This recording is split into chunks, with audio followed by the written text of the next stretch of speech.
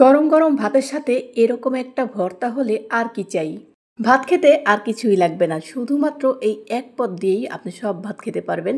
এমন একটা রেসিপি নিয়ে চলে আসলাম। সুপ্রিয় দর্শক, আসসালামু আলাইকুম, welcome back to my channel Sharmin kitchens থেকে। আমি শারমিন, সবাইকে আরও একটা ভিডিওতে স্বাগতম জানাচ্ছি। আজকে আমি শুটকির ভর্তা করে দেখাবো। তো এই শুটকিটা কিন্তু লটকে শুটকি নিয়েছি এখানে। তো এটা ভালোভাবে গরম পানি দিয়ে ধুয়ে তারপরে কিন্তু আমি একটু টেলে নিয়েছি, তারপরে ব্লেন্ডার করে নিয়েছি। এখন জাস্ট এটা রান্না করে নেব। যেহেতু শুটকি মাছে তেল আর পেঁয়াজ আর রসুনটা একটু বেশি লাগে, সেজন্য আমি একটু তেল আর পেঁয়াজটা একটু বেশি পরিমাণে দিয়ে দিলাম। শুটকি মাছটা এভাবে ভর্তা করলে বেশি মজার হয়। অনেকে শুটকি মাছটা টেলে তারপরে পাটায় বেটেও ভর্তা করে, কিন্তু এইভাবে ভর্তা একবার খেয়ে দেখবেন যে কতটা টেস্টি হয়।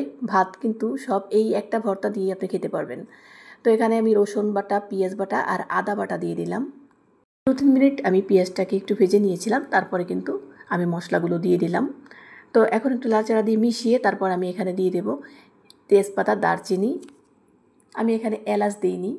আর দিয়ে দিলাম এখানে হলুদের গুঁড়া আর মরিচের গুঁড়া।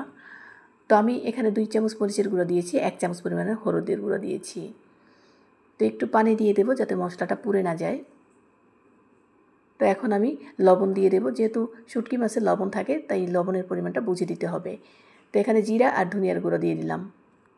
তারপরে খুব ভালোভাবে এটাকে কষিয়ে নিতে হবে। মশলাটা কষানো ভালো হলে সব কিছুই কিন্তু ভালো লাগে খেতে, কারণ মশলা থেকে কাঁচা গন্ধ আসলে খেতে ভালো লাগে না।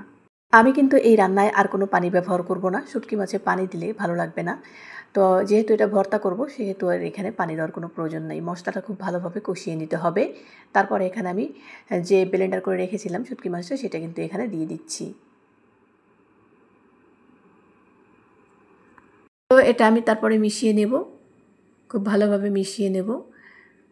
বিভিন্ন বড় বড় রেস্টুরেন্টে কিন্তু এভাবেই শুটকির ভর্তা করে, ভীষণ মজা লাগে খেতে। আর আমরা মনে করি কি না কি দিয়েছে, আসলে এভাবেই ভর্তা করে ওরা, অনেক মজার হয় খেতে।